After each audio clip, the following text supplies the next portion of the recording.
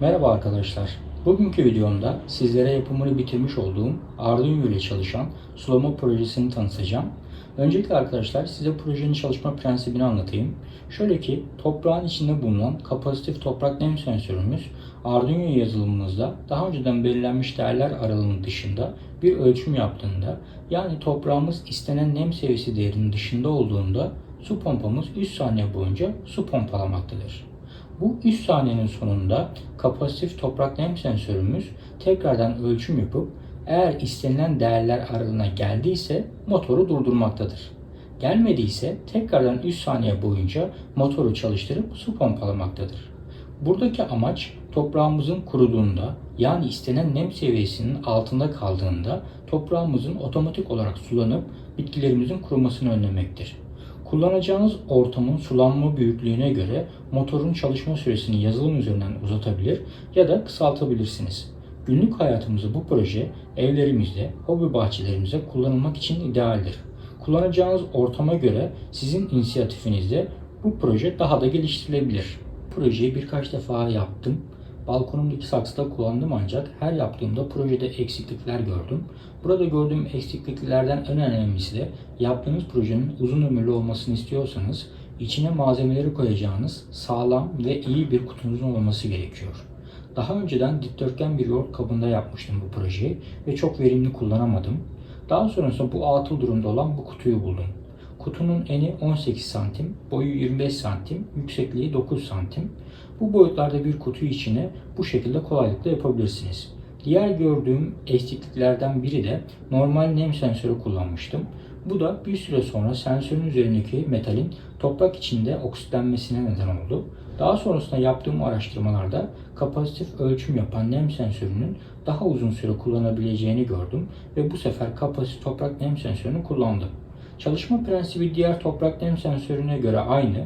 Diğer bir eksiklik de su pompası kutunun içinde olduğundan herhangi bir motordan sızacak su sızıntısında bataryanın, Arduino'nun ve diğer devre elemanlarının zarar görmesi ihtimaliydi.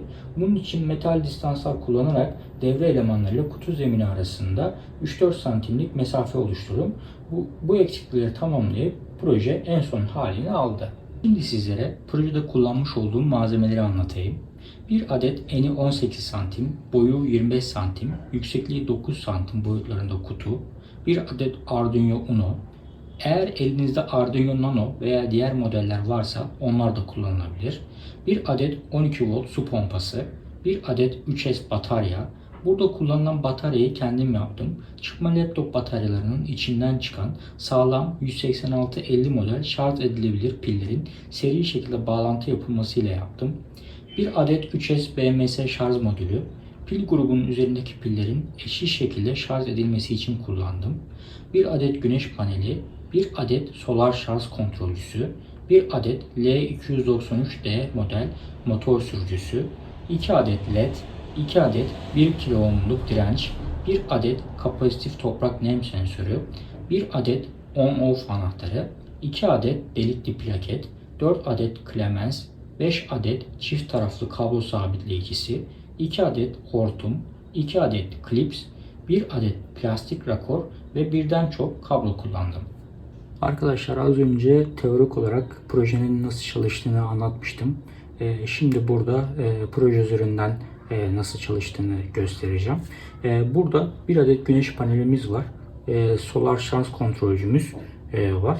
Buradan güneşten elde edilen enerji solar şarj kontrolcümüz üzerinden bu batarya modülünü şarj etmektedir. Burada bir adet on-off anahtarımız var. On-off anahtarımızı on konumuna getirdiğimizde Arduino'muza enerji gelecektir ve buradan sensörümüz ölçüm yapmaya başlayacaktır. Burada on konumuna getirdiğimizde Arduino'muza enerji geldi ve sensörümüz ölçüm yapmaya başladı.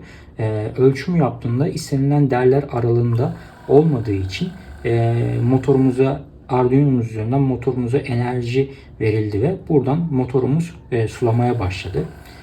Buradan sensörümüzü nem değerini arttırdığımızda buradan şu anda sensörümüz ölçüm yaptı ve istenilen nem değerleri aralığında olduğu için motorumuzun çalışmasını durdurdu ve devre üzerimizde de yeşil ledimizi yaktı. Bu projeye ait devre şeması ve Arduino kodunu açıklama kısmında paylaşacağım. İnşallah sizlerin de yapıp kullanacağı bir proje olmuştur. Kanalıma abone olmayı, videolarımı beğenmeyi ve yorumlar yapmanız dileğiyle bir sonraki projede buluşmak üzere. Hoşça kalın.